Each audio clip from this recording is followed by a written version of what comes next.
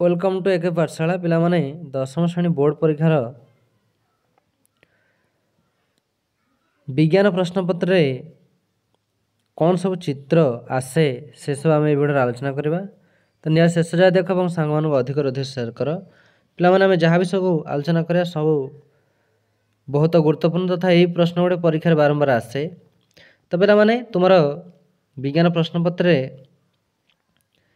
जीव विज्ञान किछि चित्र करने आसए चित्र प्राय पड़े अंकन सहित वर्णना करने बेले बेले खाली अंकन पड़ी थाए। तेज चलो देखिए मु मोस्ट इम्पोर्टेंट प्रश्न तुम किसी रखी जोटा कि परीक्षा बहुत बार आसी यही प्रश्न गुड़े आसे। तो ये है प्राक्टिस तुमर यही प्रश्न तुम भलसे अभ्यास करदे निहाती जहाँ सब चित्र आसो तुम्हें आराम कर कौन ना सबू चित्र कर लाइफ साइंस जहाँ सब चित्र आसे। तो प्रथम चित्र पिला तुम मुझे रखी कि मनुष्य श्वासतंत्र नामांकित चित्र अंकन कर। ये प्रश्न बारंबार तुम आसी। तो देख मनुष्य श्वासतंत्र नामांकित चित्र अंकन कर। नामांकित चित्र कहले चित्र सह तार सब नाम तुम लिख जमी नासापथ ग्रसनी स्वरपटिका यार उपर गुरुत्व देव। ताको केमती तुम कर देख देख ये मुझे तुम देखा स्क्रोल कर देख ये तुम्हें चित्रटी कर मुझे स्क्रोल छोट कर दिए जापर इजिली। हाँ देखनी पिला यहाँ कौन ना मनुष्यर कौन श्वासतंत्र चित्र देखनी नासापथ ग्रसनी स्वरपटिका श्वासनली बाम फुसफुस श्वासनलिका अंत पंजरा मध्य छदा दक्षिण फुसफुस नासादांत ये तुम्हें कौन मनुष्य श्वासतंत्र चित्र यदि पड़ो तुम जीव विज्ञान जे मनुष्यर श्वासतंत्र नामांकित चित्र कर तो ये तुम चित्र कर दर्शेब ये चित्रटा को मन रख पिला माने मोस्ट इम्पोर्टेंट प्रश्न ये तुम कारण ये प्रश्न बारंबार प्रायतः आसी था यहाँ श्वासतंत्र चित्र मनुष्य श्वासतंत्र चित्र अंकन कर नामांकित चित्र अंकन कर अर्थात चित्र अंकन कर तार सब नामकरण कर सब देख गार कर।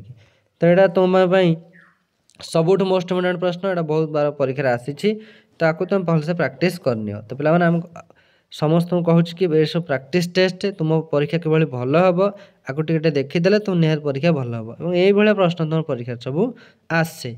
आउ कौन देखा तुम रखी पिलाए सेकेंड क्वेश्चन रखी पिलाए मनुष्यर पाकनली और पाकग्रंथि नामांकित चित्र अंकन कर। ये प्रश्न तुम बोर्ड एग्जाम बहुत थर आसी आपको तुम भलसे प्राक्टिस कर दियो। तो पे देख तुम परीक्षा टे भल हाँपाई ही मुझे सब आम अपलोड करूँ कि भाव तुम परीक्षा भल हम तो आपको प्राक्टिस करदे निहाती भल हम तुम जहाँ सब नामांकित चित्र आसो कौन ना लाइफ साइंस बा जीव विज्ञान। तो ये प्रश्न बहुत गुरुत्वपूर्ण कि मनुष्यर पाकनली और पाकग्रंथि नामांकित चित्र अंकन कर। यही चित्रटे अंकन कर देख मुझे छोट कर देखा तुमको देखने पिलाए देखीद यही चित्रटे अंकन कर कौन ना मनुष्यर पाकनली और पाकग्रंथि नामांकित चित्र अंकन कर। जीभ ग्रसनी अधिजिह्वा एवं लाल ग्रंथि कार्डियाक स्टोमाक पाइलोरिक स्टोमाक अग्नाशय जेमनुन इलियम बृहदंत्र मलाशय मलद्वार आपको गुरुत्व दब कौट कौन अच्छी पार्टी मुख गहर मध्यछदा जकृत ग्रहणी कोलन सिकम आंपेटी ये सबू नजर दे चित्रटी कर तार सब नामांकित लिख। ये सबुठ इम्पोर्टेंट प्रश्न तुम रही जो दशम बोर्ड परीक्षा देवा जाऊँ तार जीव विज्ञान प्रश्नपत्र जो नामांकित चित्र अंकन करने आए ये तुम्हें निज प्राक्टिस कर भल तुम परीक्षा केमी हम। तो पे प्राक्टिस टेस्ट में तुम कहूँ कि भल तुम परीक्षा हम या तुम्हें मन रखिपार ये सब चित्र को तुम जहाँ भी चित्र करने आसो जीव विज्ञान प्रश्नपत्र दुईटी तो ताकू तुम आराम से कर। आउ कौन प्रश्न पिला तुम रखी देख ये भलसे देखी न पिलाए यही मनुष्यर पाकनली और पाकग्रंथि चित्र। नेक्स्ट देखिए आउ कौन प्रश्न अच्छी आउ गोटे प्रश्न पिला माने अच्छी ये बहुत गुरुत्वपूर्ण प्रश्न प्रायतः परीक्षा आसी था प्रश्न कि मनुष्यर हृतपिंडर बाह्य गठन नामांकित चित्र अंकन कर। देख केमती हृतपिंड रही ऊर्ध्व महाशिरा निम्न महाशिरा दक्षिण नीलय बाम नीलय हृत धमनी दक्षिण अलिंद बाम अलिंद फुसफुस धमनी महाधमनी ये चित्रटा को मोटामोटी भाव में पिला मन रखिले तुम जो जीव विज्ञान प्रश्न आसे कि मनुष्यर हृतपिंडर बाह्य गठन नामांकित चित्र अंकन कर इजिली कर। ये बहुत गुरुत्वपूर्ण प्रश्न प्रायतः यही प्रश्न गुड़े ही तुम बोर्ड एग्जाम आसी थाए। तो जब भलसे तुम अभ्यास करदेव आउ कौन से प्रतिबंध रहीपरनी तुम एमती किसी प्रश्न आसबनी कि जोटा तुम न कर सब कर तेणु गोटे भलसे प्राक्टिस कर दियो।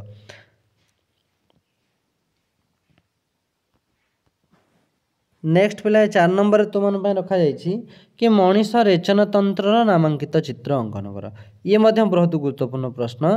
देख कौन जी मनीष रेचनतंत्र नामांकित चित्र कहले पिला नाम निहाती अंकन कर चित्र अंकन कर नाम गुरा सब लिख जमी मध्य छदा बृकक्य शिर बृकक्य धमनी बृकक मूत्र सरणी मूत्राशय मूत्रमार्ग तो यही चित्र कर तार कौन ना सब नाम लिख। ये मोस्ट इम्पोर्टेंट प्रश्न। ये बहुत थर बोर्ड एग्जाम आसी तो यही प्रश्न तुम्हें प्रैक्टिस करदे तुम परीक्षा निहाती भल हे।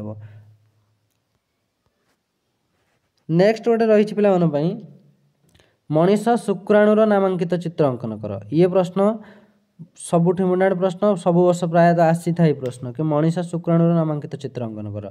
देखी नि पिला तुम देखा देखी दियो केमती मनीष शुक्राणु छोट करदे तुम देखिपर देख है देखी नियो ये कि मनीष शुक्राणुर नामांकित चित्र अंकन कर। यही तुम्हें अंकन कर हेड मिडिल पीस टेल एक्रोम निस्टी सेंट्रियोल नेक माइकोटोंड्रिया ये तुम्हें अंकन कर दियो मनीषर शुक्राणु। ये तुम मोस्ट इम्पोर्टेंट प्रश्न जोटा कि परीक्षा बहु बार प्रश्न आसी तो तुम परीक्षा भल होगापी ही तुमको ये सब मुझे दूसरी कि ये सब प्राक्ट कर निहाती परीक्षा भल हो तुम जहाँ जीव विज्ञान चित्र सब आसे और नामांकित चित्र आसए। ए प्रश्न तुम लास्ट प्रश्न मात्र 6 गोटी प्रश्न रखी मुझे तुम चित्र नामांकित चित्र को नहीं। तो ये हूँ मनीष स्नायुकोशर नामांकित चित्र अंकन कर। ये बहु बार परीक्षा आसी 10वीं बोर्ड परीक्षा कि मनीष स्नायुकोशर नामांकित चित्र अंकन कर। देख मुझे छोटे दूसरी देखी नियो केमती चित्रटी कर। देख देख कि सेल बॉडी डेंड्राइट नेस्टी एक्शन हिल कि आइसोप्लाज्म आइसोलेमा टेंडेंड्रिया एंडेनब एमती स्नायुकोश कौन मनीष स्नायुकोश ये तुम्हें अंकन करदे तुमको सठिक मार्क मिल जाए। तो यह थी आम किसी इंपोर्टाट मोस्ट इम्पोर्टाट सबुठ गुरुत्वपूर्ण इम्पोर्टाट चित्र जैव विज्ञान नामांकित चित्र जोटा कि परीक्षा बहुत आसे एवं निहाती 2टी चित्र पड़ी थो कि नामांकित चित्र सहित मनीषर स्नायुकोशर चित्र वर्णना कर। ये जो आसे प्रश्न आपको वर्णना कर कि जमती आम आलोचना कले प्रथम सेमती प्रश्न आसपे एमती कौन ना मनीष रेचनतंत्र नामांकित चित्र अंकन कर। यही अंकन कर। तो पे निहाती अधिक अधिक तुम सांग सेयार कर समस्त उपकृत हूँ आ समस्त एग्जाम भल होता आउ समस्ते जी परिश्रम कर निहाती तुम भल रिजल्ट रहिबो।